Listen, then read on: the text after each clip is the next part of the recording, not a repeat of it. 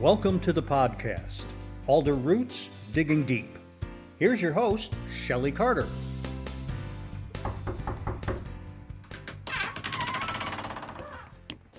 Hi, everyone. Come on in. Welcome to Alder Roots Digging Deep. Okay, one at a time. No fighting coming in. There's plenty of room. We've got the 6-foot distance, social distancing. Remember that.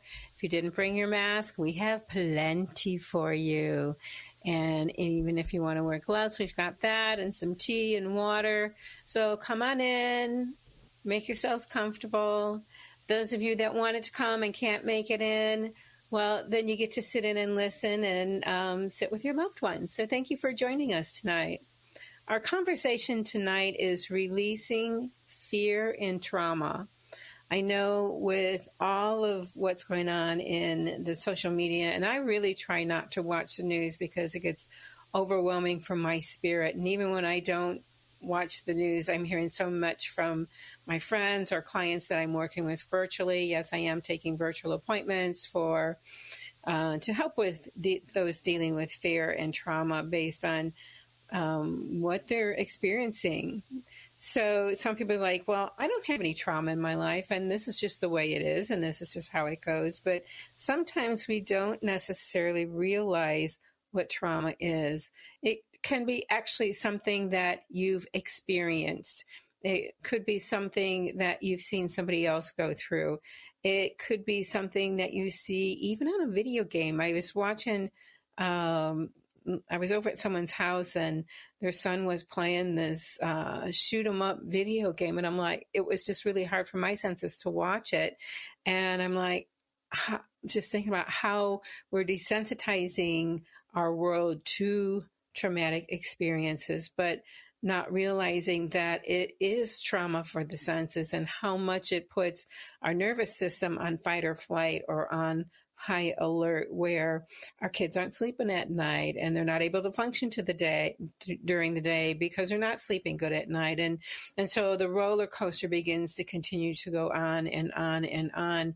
And I have so many clients over the years that I've talked to that as the video games have become more violent, they find that the children have become more violent. And when they try to take the games away, then the kids get violent with them, which this year is the first year I've heard that at such an escalated pace. It's scary. So the topic is release fear and trauma.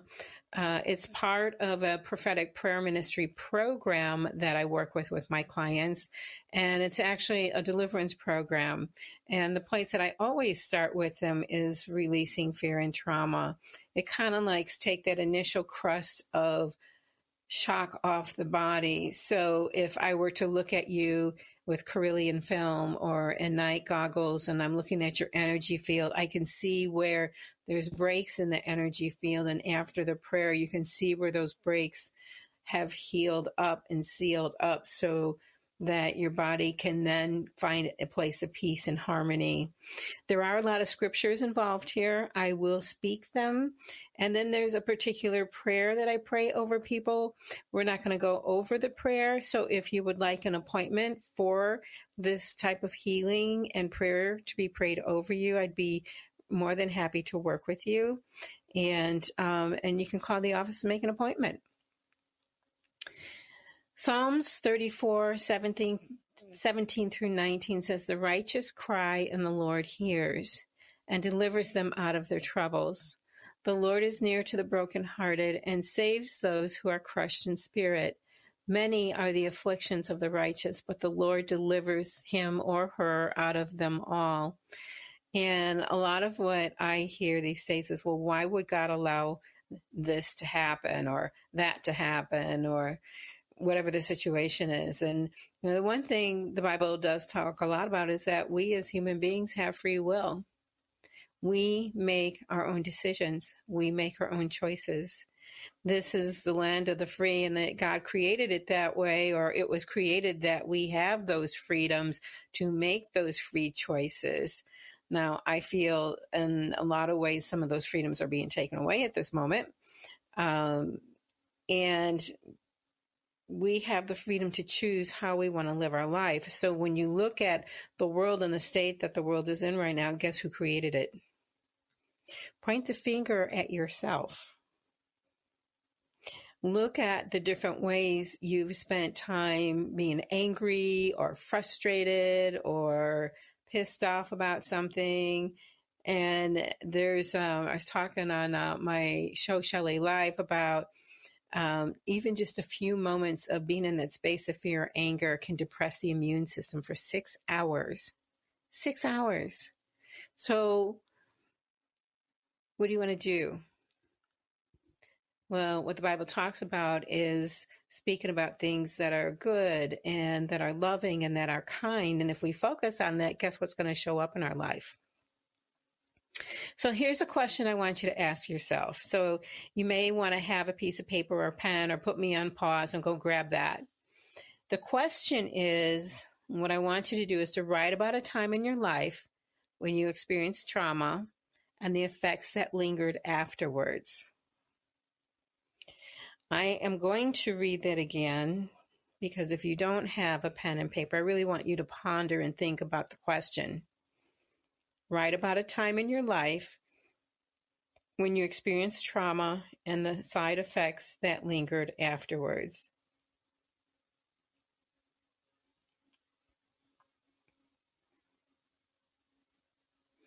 Now, a lot of times when there's trauma that's happened, a lot of us aren't really present to what's even going on inside of our bodies because we're still trying to process what just happened, right?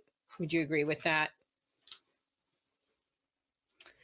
Jeremiah 29:11 says, "For I know the plans that I have for you, declares the Lord, plans for welfare and not for calamity, to give you a future and a hope."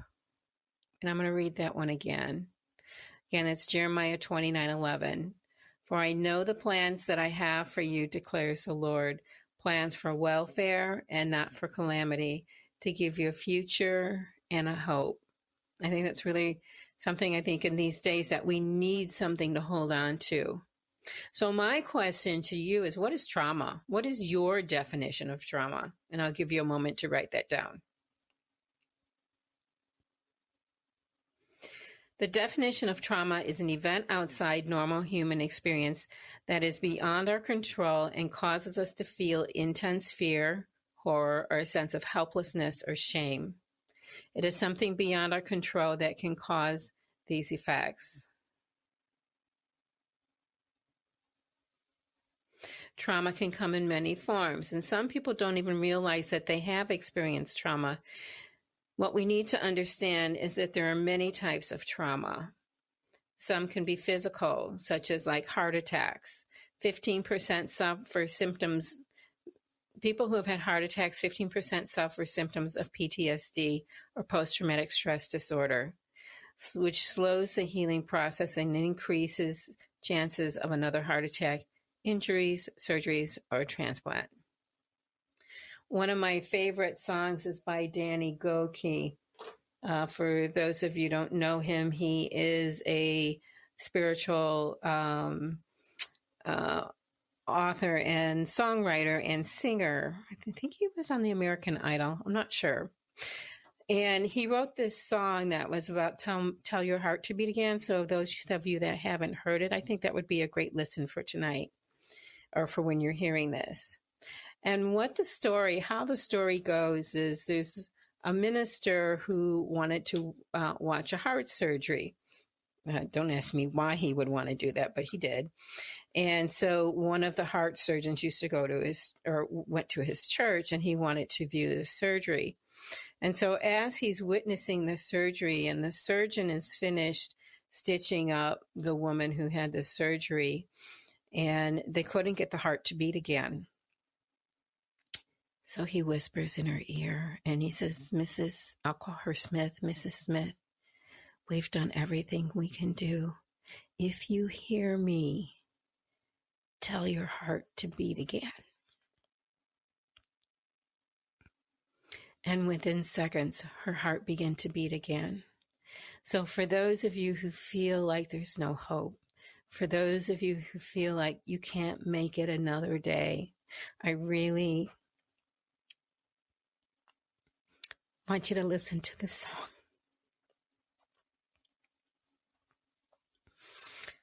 There's so many that are in the place of wondering if they even want to wake up the next day. And so we need that to help us know that we're not by ourselves, that there is hope, and that God really does have a plan for our welfare and not for calamity.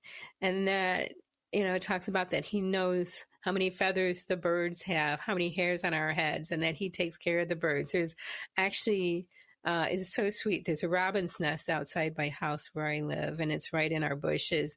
And it's so cool to watch the mother brood over her eggs, and the father robin is kind of watching by for predators and things like that. So if He's taking care of the birds, He's going to take care of us too. Now, there are things to be wise about and things to know.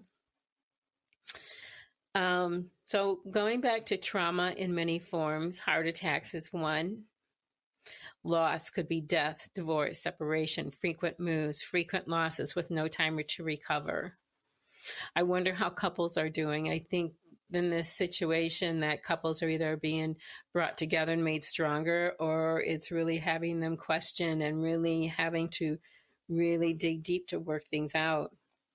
Fear-based trauma like accidents, disasters, violence, receiving a serious or terminal diagnosis, unpredictable home environment, being bullied, exposure to fear images, including pornography. Fear-based trauma can even begin in the womb. Baby feels everything mother goes through. And not only that, baby can hear conversations around. So if mom and dad are fighting, guess what? Baby hears it. Baby feels it. Baby senses it. Picks up on everything. So one of the things, like when I'm working with my clients and we're going through the chapter of praying for fear and trauma release, we actually address what happens in the womb when mom's carrying baby. And when I pray over people, I actually bless the day that they were conceived and not the day that they were born, because it's at the moment of conception that that baby becomes baby. Violation could be molestation, rape, physical abuse, robbery, betrayal. When someone needs, that would be like when somebody we need to trust abuses us, or when others fail to stop the abuse. Lies told about us and broken confidences. Rejection, that would be abandonment, being shunned or ignored. Prejudice, injustice. Shaming would be humiliation, verbal abuse, name calling, being forced to do something against our conscience. Neglect, not being fed, clothed, nurtured, comforted. Not getting something that you need. And then there's secondary traumas which would be like experiencing others' trauma as if it's our own. And I quit watching the news. It's just too much for my senses. And so I think there's something about being responsible, but not over. It's one thing to know what's in the news, but it's another thing to be so glued to it you can't get away from it. Step away from the computer. Step away from the TV. Start watching things that bring humor and joy and laughter, which is part of why I personally love confession. I love the Hallmark Channel. I'm a romantic at heart. So there you go, folks. So, and a lot of times when I'm seeing clients are like, well, I think something happened, but I'm not sure. And can I really trust the memory of the trauma? And then we do some prayer and energy work to flush that out and see what's really there. And then some people are more susceptible than others. So when there's a trauma that happens, they may be more emotional than they may seem like any other normal people might act. So, and why that might happen is because of lack of immediate care after an initial trauma, too many traumas in rapid fire succession, their temperament, the age. Children are more susceptible because they don't have a way to process what's happening. They just know something's happening. And then there's inner healing issues. And then the question becomes, well, how do you really know that um, you've been through trauma? And so there's what they call what the fruits of the trauma would be. So we're just going to go through a few in a couple different categories. So fruits of trauma, which means like, how do we know that we have actually been through trauma? First, I'm going to read Psalms 22:14 through 15, which says, I am poured out like water. All my bones are out of my joints. My heart has turned to wax. It has melted away within me. My strength has dried up like a potsherd, and my tongue sticks to the roof of my mouth. And basically saying that due to the traumas that have happened, like the heart begins to sink and your ability to feel, it's like your ability to feel, your senses are dulled. So on the physical, some examples of trauma, you might be experiencing changing in sleeping patterns, easily startled by noise or unexpected touches, loss of hair, changes in hair color, texture, things like that. Unexplained aches and pains, muscles, tendons, tissues, headaches, stomach aches, high blood pressure, strokes, heart palpitations, and aneurysm. Bowel disturbances can be one. Reproductive system difficulties, especially if there's been sexual abuse. Chronic fatigue, organ disease, allergies with skin disorders, susceptibility to illness, infection, and long time of recovering. So, and Proverbs 18:14 actually talks about that. Proverbs 17:22 talks about immune diseases. So when we look at trauma and where is it coming from, fear is, I'm going to say, one of the number one causes, but then all the things that we've been through as children. And when you look at, I'm just looking at what's going on with all of the diseases or the COVID, but it's not just COVID-19. There's other diseases going on. If the immune system is depressed, you're going to be more susceptible. And then how to build it, we'll get into on another program. Emotionally, examples of when there's trauma is you may find exceptionally fearful. You may find yourself exceptionally fearful, suspicious and distrustful, worry, panic attacks, and anxiety.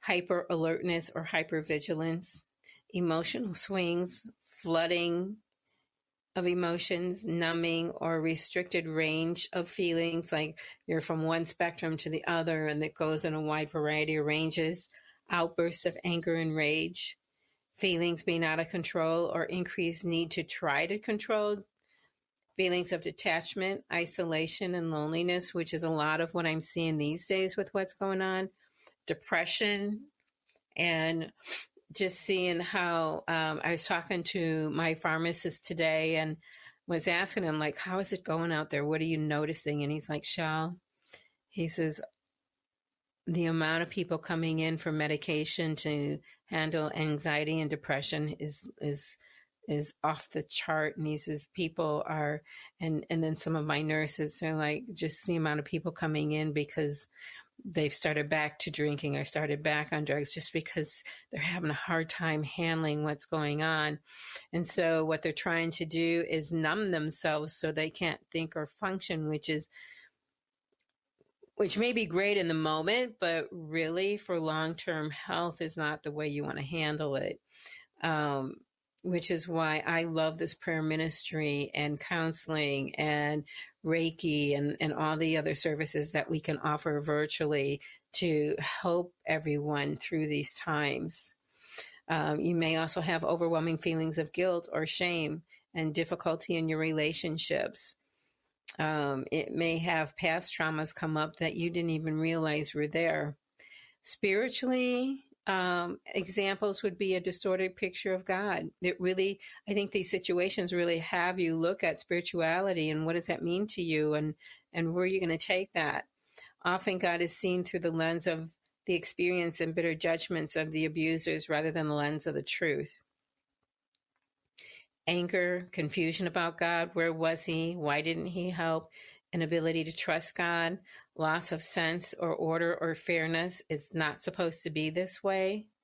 lack of hope that things will ever change or get better, not wanting to get hopes up for fear of disappointment, and I can keep going on.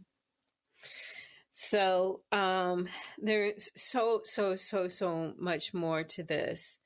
When we think of our mind and how things can be traumatically affected, it seems like we're faced with irresolvable conflict. And an example with that would be the helplessness, the hopelessness, difficulty with directions, difficulty concentrating or remembering, or an inability to stop thinking about an event, kind of like the hamster on the treadmill, you just can't get them off.